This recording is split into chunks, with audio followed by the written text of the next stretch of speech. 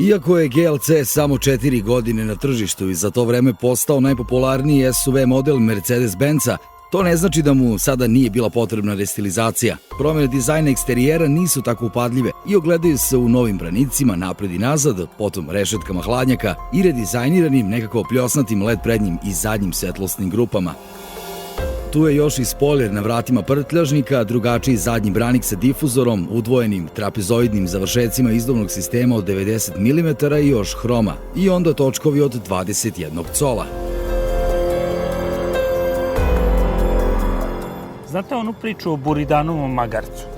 Magarac koji nije mogao da se odluči sa koje plasta sena će jesti. I onda je on gladovao. Tako ovde danas u Frankfurtu postoji velika dilema za koji model iz GLC familije se odlučiti.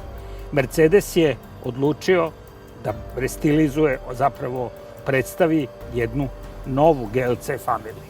Šta je to novo? Pokušat ćemo da saznamo vozeći sve ove automobile. Hajde da kažemo da je izbor bio relativno lak. Sam vrh ponude, top ponuda, Mercedes AMG 63 Coupe. Zašto? Zato što smo mi top speed i zato što volimo zvuk V8 motora od 4 litra. Zato što volimo 510 konjskih snaga i zato što je 700 Nm maksimalnog obrtnog momenta ono što na nama se čini baš kao prava mera. Konačno i ubrzanje od 3,8 sekundi od 0 do 100 je nešto što vas zaista ne može ostaviti ravnodušnim. Pa malo da doteramo zvuk, malo utegnemo oslanjanje, prebacimo ne u sport i u sport, nego u race mod, jer približavamo se jednoj stazi, pa idemo.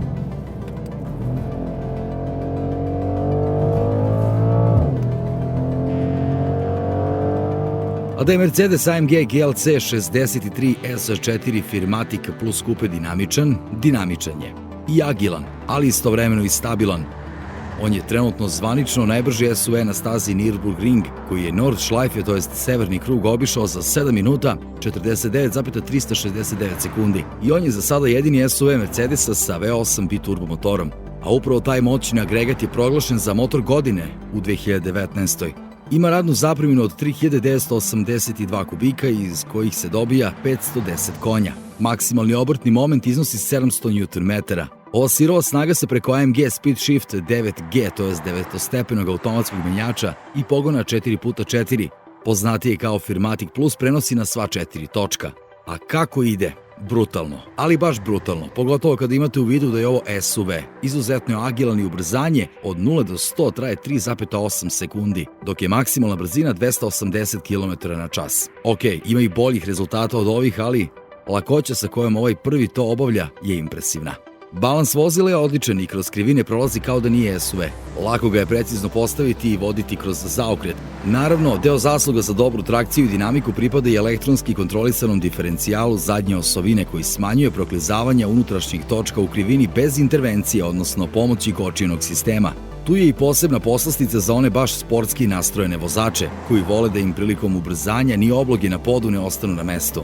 Kada isključite svu elektroniku, dakle ESP, i aktivirate program Race i Master te izaberete Drag Race mod, tada na displeju možete da vidite i detaljne podatke o vašem učinku. Pored G sile i koliko procenata gasa ili kočnice koristite, računar meri i vreme i distancu ubrzanja, odnosno usporenja.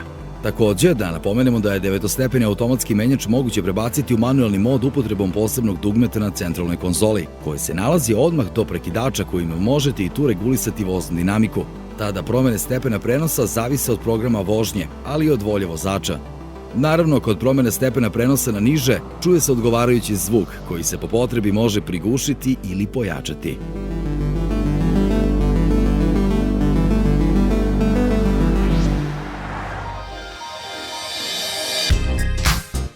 Materijali i završena obrada su na nivou koji se ovde očekuje, a tu je i sada već poznati Mercedes-Benz User Experience Infotainment System, koji stalno upozna i uči vaše navike. I znate već ono da sa njim priču započinjete sa Hey Mercedes, pa kažete šta vam je na duši. Ako vam je to mrsko, postoji mogućnost upotrebe određenih komandi uz pomoć gestova ili onako po starinski, na dodir na ekranu dijagonale 7 ili 10,25 inča, kao što je to u ovom slučaju.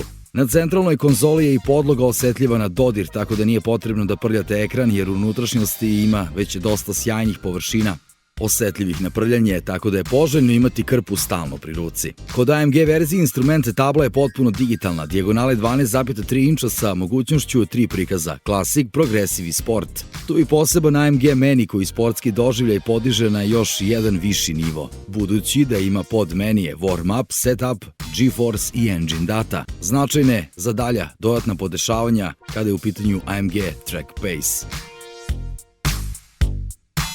Novi GLC ima i novi upravljač, baš kao i ova AMG verzija, samo što je ovde on izrazito sportski dizajniran i po obliku i po rasporedu komandi, baš kao i u upotrebljenim materijalima. Na volanu su praktično sve ostale najvažnije komande, uključujući i 2 male površine osetljive na dodir, mada nisu jedine. Iznad zaravljenog donjih dela kod S verzije AMG-a postoje još 2 komande za dodatna podešavanja. Ipak nije sve tako strašno komplikovano. Eto, sedišta su jednostavna, ili barem tako izgledaju. Deluju zapravo jednostavno kao prava sportska, ali nisu spartanska. Naprotiv, veoma su udobna i što je još važnije imaju odlične bočne oslonce, te izuzetno dobro obuhvataju tela vozača i suvozača prilikom dinamične vožnje. U okviru promocije GLC Familia u okolini Frankfurta, deo test vožnje organizovan je i na terenskom poligonu Adak Offroad centra u mestu Bauschheim. Organizator je za tu priliku pripremio model Mercedes-Benz GLC 300D Firmatic sa dodatnim paketom off-road engineering. To znači da vozilo ima 2 off-road programa, u zavisnosti od težine terena. Jedan kad je podloga rastresita za pesak, šljunak, blato i sneg, odnosno kada je potrebno izvesno proklizavanje točkova bez ograničavanja snage, i drugi Off-Road Plus, kada je podloga tvrda, recimo kamenje, gde je potrebna dobra trakcija i intervencija elektronike. Uz to GLC je imao i air body control i vazdušno oslanjanje pomoću kojeg se karoserija podiže dodatnih 50 mm, pa clearance iznosi 245 mm. Dubina vodene prepreke koju ovaj SUV može da savlada je 300 mm. Prilazni ugao je 30,8 stepeni, a odlazni 24,9. Bez problema ukoliko podloga to dozvoljava i sa potpuno standardnim pneumaticima na kojima se vozi po asfaltu, restilizovani kompaktni SUV popeće se uz uspon do 70 stepeni. Na poligonu najveći ugao postavljene prepreke bio je 62 stepena, što se pokazalo i na centralnom displeju. Na isto mesto se prezentuju informacije o nagibu vozila, pa je tako maksimalni bočni nagib koji GLC može da podnese bez prevrtanja 35 stepeni. Tokom naše vožnje najveći ugao iznosio je 33 stepena. Istovremeno, na displeju se prikazuju i angažovanje komande gasa i kočnice izraženo u procentima. Da bi vozaču posao bio značajno olakšan, a preglednost iz vozila mnogo bolja, brine se čitav sistem kamera koji osmatra situaciju u krugu od 360 stepeni.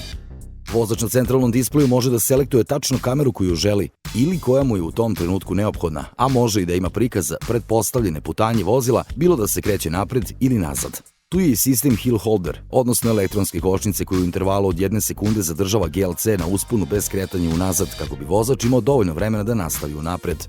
Čak i ukoliko se to dogodi, tu je regulator brzine spuštanjem iz terminu, koji se može koristiti kada se vozilo kreće prema napred, ali i u veoma neprijatnim situacijama kada klizi unazad i kada je potrebno upravljati, a ne blokirati kočnicom točkove napred.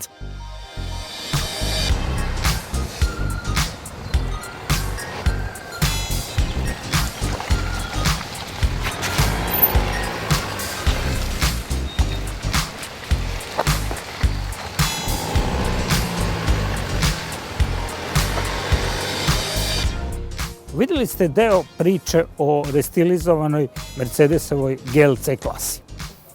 Sad, nameće se pitanje, ono sa samog početka naše današnje priče, koju izabrati.